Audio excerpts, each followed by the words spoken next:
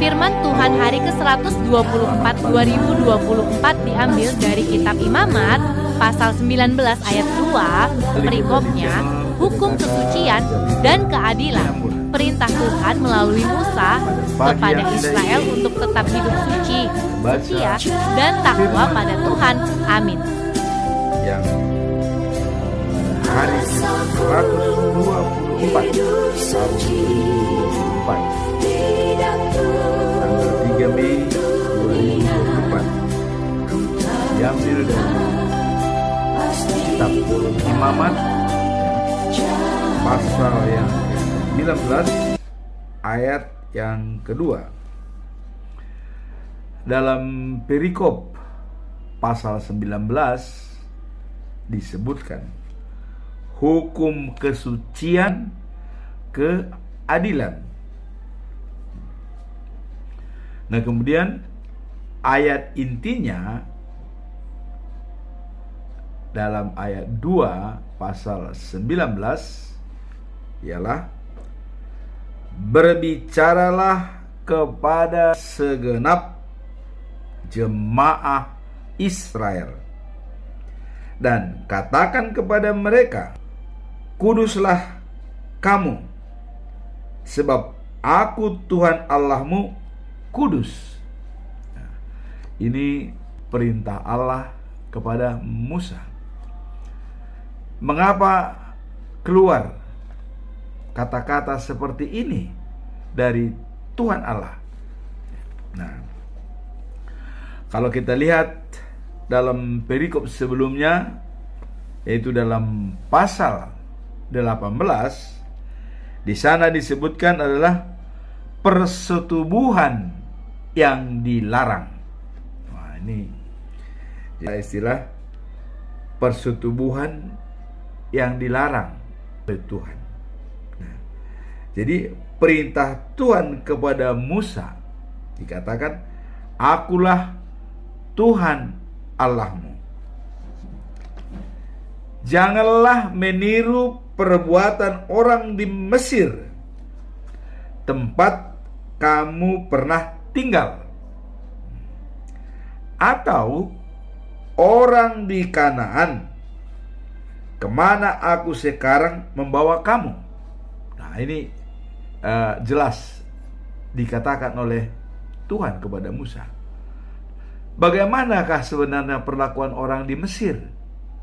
Wah, ini kalau kita lihat ya, dalam zaman sebelum air bah, ya, sebelum air bah, perlakuan manusia yang sangat kejam dan tidak baik. Kenapa? Karena pada zaman itu sebelum air bah, ya, setelah penciptaan manusia, itu manusia bebas sebebas-bebasnya, ya. Artinya tidak ada larangan-larangan buat mereka. Contoh, kalau melihat perempuan cantik, itu harus diambil. Apakah itu anak mertua, apakah itu anak saudaranya, apakah itu anak, ya mungkin anak kandungnya juga bisa seperti itu, ya. Itu diambil, ya. Pokoknya setiap melihat perempuan cantik, jadi bisa dikawinin. Nah, sehingga jadi pada zaman itu manusia sangat bejat, sangat bejat. Nah, maka Allah menyesal menciptakan manusia-manusia yang bejat itu. Maka diperintahkan kepada Nabi Nuh, ya, Nuh, saya sudah melihat kelakuan manusia-manusia yang tidak lagi bermoral. Maka siapkan perahu bagimu, karena saya akan membumi hanguskan semua manusia dan binatang yang ada. Maka turunlah air bah. Nah, sekarang tadi ayat 2 menginginkan manusia itu supaya kudus. Nah, kemudian dalam perikop pasal 18 persetubuhan yang dilarang. Ya. Nah, Tuhan menginginkan kalau sudah punya istri ya harus itulah yang dimiliki. Jangan lagi menginginkan istri orang lain atau menginginkan anak perempuan orang lain. Itu.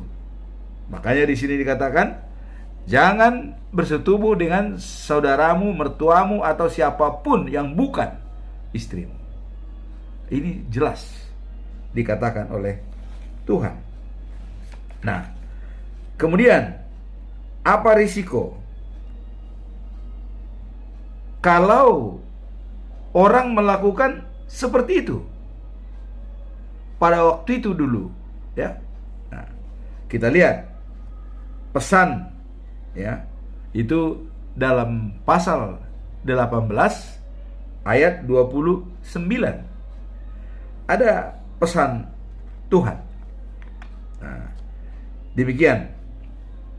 Barang siapa melakukan perbuatan yang menjijikkan itu, tidak lagi dianggap anggota jemaat. Ya. Tidak lagi dianggap anggota umat Allah. Nah, jadi jelas. Pesan itu jelas. Barang siapa melakukan perbuatan yang menjijikkan itu, tidak lagi dianggap sebagai anggota umat Allah. Misalnya, ya, selingkuh. Nah, itu udah jelas. Ya. Nah, maka di HKBP ada yang namanya istilah RPP.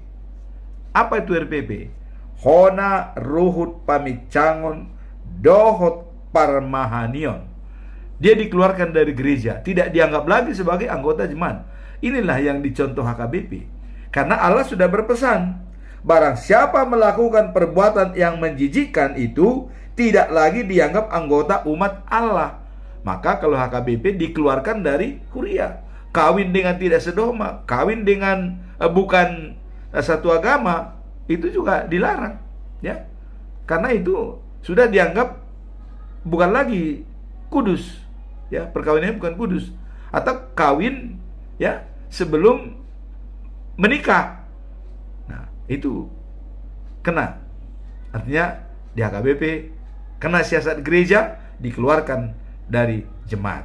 Nah, ini ayatnya, ya, di Abraham Musa, pesan kepada Musa, barang siapa melakukan perbuatan yang menjijikkan itu, tidak lagi dianggap anggota umat Allah.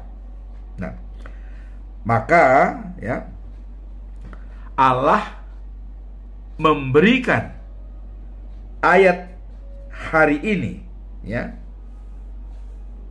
kepada Musa untuk berbicara kepada umat, ya. Berbicaralah kepada segenap umat Israel, ya, dan katakan kepada mereka, kuduslah kamu, sebab aku Tuhan Allahmu kudus. Wah, inilah pesan daripada Allah kepada Musa untuk jemaat. Harus selalu kudus karena Tuhan Maha Kudus, Maha Suci, ya. Nah, saya pernah mencoba kekudusan Allah itu bagaimana dengan kehidupan kita sehari-hari, ya.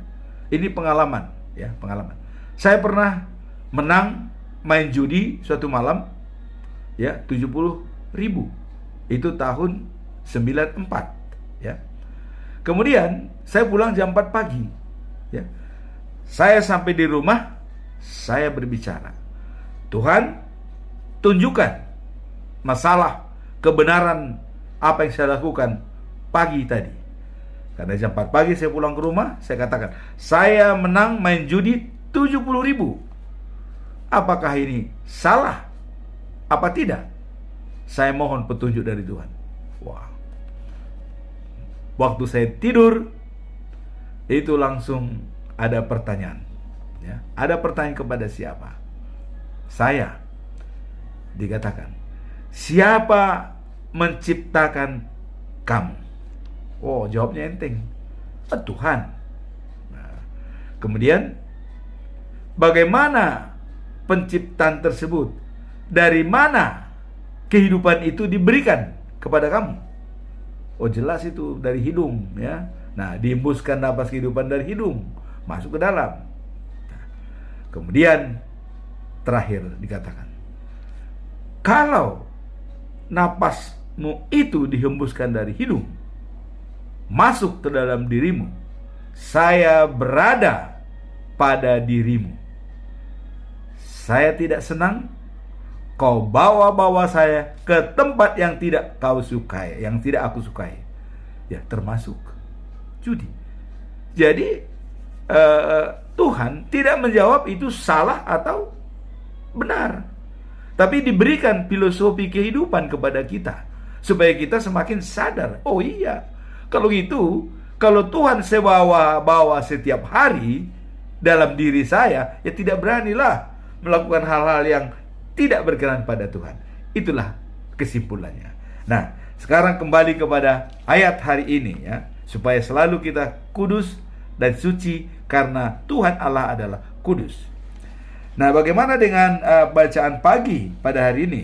Kita lihat dalam Mazmur, ya, pasal 147 ayat 7 sampai 11.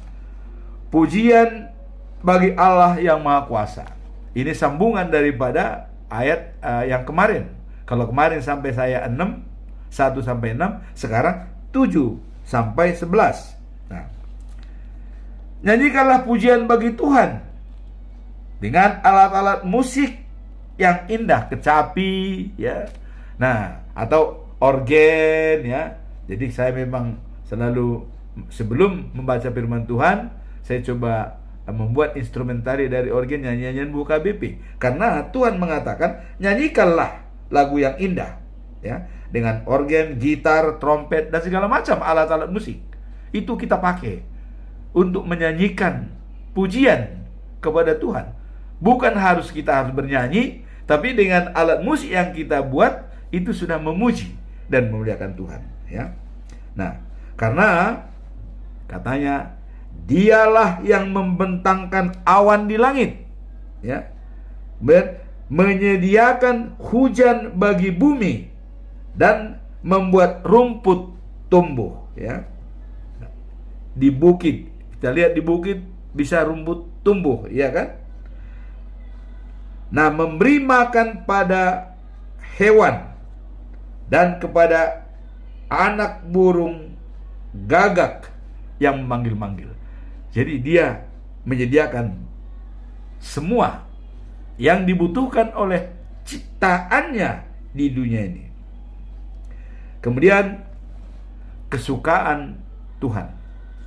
Nah, ini bukan kuda yang kuat dan bukan pejuang yang berani yang mengandalkan kekuatan. Artinya Tuhan tidak menginginkan orang yang mengandalkan kekuatan, kehebatan, ya, kaya atau segala yang dimiliki. Tetapi dikatakan orang yang takwa dan setia. Berapa hari lalu kita telah mendengarkan pernyataan daripada Daud, ya. Kemurahan dan kebajikan ada pada saya seumur hidupku, katanya. Kemudian dia berjanji, saya akan berada di rumah Tuhan sepanjang masa. Wah, ini sangat tertarik ini, ya. Nah, jadi tadi dikatakan kesukaan Tuhan bukanlah kuda yang kuat dan bukan juga pejuang yang berani gagah, ya. Tetapi orang yang takwa dan setia kepada Tuhan. Nah, kemudian bagaimana implementasi daripada semua ayat ini? Kita baca Matius 5 pasal yang kelima ayat 13 sampai 15. Dalam perikopnya yaitu khotbah di bukit, ya. Jadilah terang dan garam. Nah, kalau garam hambar, kata Yesus, ya. Kalau garam yang tawar, mungkinkah diasinkan lagi? Tentu tidak, dan harus dibuang. Karena